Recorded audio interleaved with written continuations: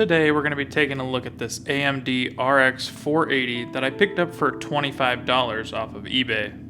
This GPU used to be one of the most recommended GPUs out there, especially if you were looking to get in at a nice budget price. And now it's even lower in 2026. But does it still hold up? A quick little history lesson on the RX 480, because this card was actually a pretty big deal when it came out.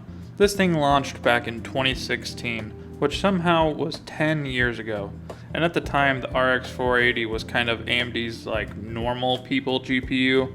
It wasn't trying to be some insane flagship card, and it wasn't trying to beat the GTX 1080. And like I mentioned before, this GPU was the perfect budget option for a ton of gamers out there. And at launch it came in with two different options, the 4GB model at $199, and the 8GB model, which was around $239. It was also AMD's first big Polaris card, so it was on the newer 14nm process, which was a pretty big jump for them at the time. And now, here we are in 2026, and I got one for $25. Now, this was a 4-parts pickup, and they listed the error as the HDMI ports weren't working, and they never even tested the display port, so I took a bit of a gamble and bought it for $25. And would you look at that? The display port worked. So we got a really good deal on this GPU. Let's go ahead and take a look at our test bench and go a little in depth into each of the components that we're using today. For the CPU, we're rocking the Ryzen 9 7945HX, which runs on the Zen 4 architecture and features 16 cores and 32 threads. It has a base clock of 2.5 GHz and boosts all the way up to 5.4 GHz. It also features 64 megs of L3 cache and has the integrated graphics Radeon 610. And for the RAM, we are using two 48GB sticks of DDR5 memory running at 5600 mega transfers. So we have plenty of memory for this test. And now taking a look at the legendary RX 480. The RX 480, as I mentioned before, is a Polaris based card with 2304 stream processors, 8GB of GDDR5 memory on a 256-bit bus. The reference card boosts all the way up to 1266 MHz, but the one I'm using is the Sapphire Nitro Plus model, which bumps that boost clock all the way up to 1342 MHz. So let's go ahead now and figure out just how good the RX 480 does in 2026. And let me know down below if you guys are using the 400 series or the 500 series. You guys are absolute legends, and I applaud you for using this GPU in 2026. That's just awesome. We're gonna go ahead and kick this off with some easier to run games and more competitive shooters. And first off, we'll be looking at Fortnite, and this is running at 1920 by 1080 on the performance preset. And we are saying well above 200 FPS most of the time, which is a totally competitive experience and a great experience overall. And our CPU here definitely helped out, pushing more and more frames, because if you have a lower end CPU, I imagine you'll probably get about 200 to 250 FPS, which is still a great experience, but that's leaving a lot of juice on the table from the RX 480. If you're on a tight budget and all you want to play is Fortnite, I would highly recommend this card if you can get it at the right price. So do keep that in mind. If you pay more than like, I don't know, 40, 50 bucks, I think it might not be worth it. You can get some slightly better cards, but if it's your only option, you can totally play Fortnite on this awesome GPU.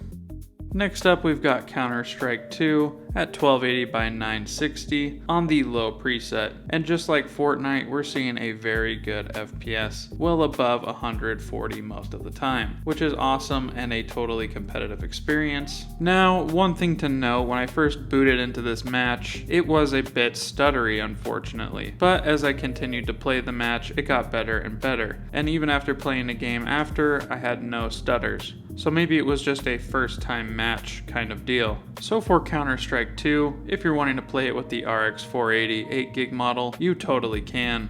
Now for some more demanding titles, we have Cyberpunk 2077 running on the medium preset at 1920 by 1080. Now to be 100% honest with you guys, I have not watched any RX 480 8GB reviews since this card first came out, and honestly I was shocked to see that this was even running on Cyberpunk 2077 well above 30 FPS. which is just an awesome thing to see and really surprised me, honestly. We ended up finishing this benchmark up with a 42.8 FPS average, which do keep in mind if you are going to be using this, the actual gameplay is going to be looking more like a 30 to 35 FPS experience, as this benchmark tends to test a little bit higher.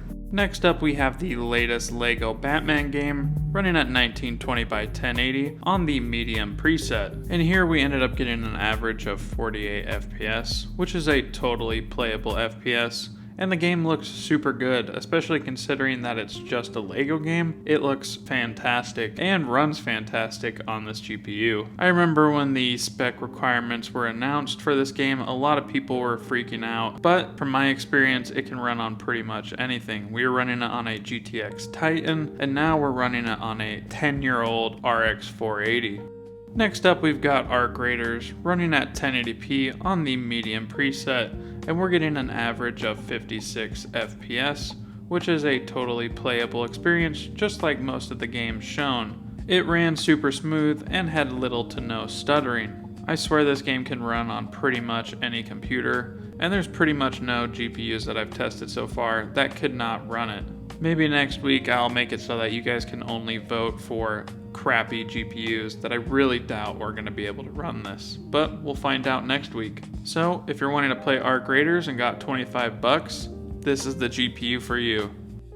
Here we have BeamNG running at 1080p on the high preset, and this one kind of surprised me too. We're seeing well above 35 FPS while flying down the roads on this foresty map. Now we aren't using any NPCs or anything like that. That would affect the GPU, but if you're just wanting to drive around and crash some cars, you totally can on this RX 480. This GPU has been super sweet so far. I can't believe all the games it's able to run and run so smooth. And yep, this legendary GPU can totally play BeamNG. We also have a new benchmark to add in. We have Mortal Kombat 1 running at the very high preset at 1080p. And we ended up with a very nice 48 FPS average. Let me know down below if any of you guys play these fighter games competitively, if that's a respectable frame rate, or if it would be best to just lower it and get above 60 FPS. For me, 30 FPS looks pretty great and feels pretty great in these fighter games. Now we have one of my favorite games to play. We have Mount & Blade Bannerlord 2 running at 1080p on the very high preset. And for some weird reason I was not able to get MSI Afterburner to work on this, but we did end up with a nice 60 FPS average. Now if this was me, I would drop the settings down to high just to get a smoother frame rate, especially as you get into more of the late game. There'll be a lot more bigger sieges and a lot going on screen. However, the very high preset is still a great experience if you want that higher fidelity. And now, last but not least, we have Arma Reforger running on the medium preset. And I was absolutely blown away to see this graphics card running Arma Reforger at above 30 FPS. I mean, this is a super demanding game to run, and yet it was buttery smooth. There was absolutely no stuttering, and it looked great while doing it all. Now this is one of those rare shooters for me that I feel like I can play at a 30 FPS experience and still enjoy myself. So I'm very happy to report to you guys that this awesome little graphics card can run Arma Reforger. So in conclusion, if you can get this GPU for the right price, I would totally jump on it. It is a great graphics card and has a legendary status within the PC gaming community. You know it's legendary too when you constantly, and I mean constantly, seeing it being recommended on budget builds. And when I was first coming up with this idea for the video, and I had you guys all vote on a GPU, I was a little concerned that the RX 480 was going to be boring for me and not that great of an experience, especially because it's so heavily pushed in the budget community. But I was super happy to be able to test it myself and see just how legendary it really is. And if I could only own this GPU, I would be totally happy. Even today in 2026, this thing kicks absolute butt and runs great on pretty much every game that I want it to. And again, if you're using this in 2026, the 400 series or the 500 series, you're an absolute legend and I applaud you. Thank you so much for taking the time to watch this video as well. And if you enjoyed this kind of content, go ahead and check out the video in the middle of your screen. I'm sure you'll enjoy it. And if you want to be a part of my weekly GPU testing that I do every Tuesday, go ahead and subscribe and join the community where we cast votes on what we want to test for the next week. Again, thank you for watching the video, and I'll catch you guys in the next one.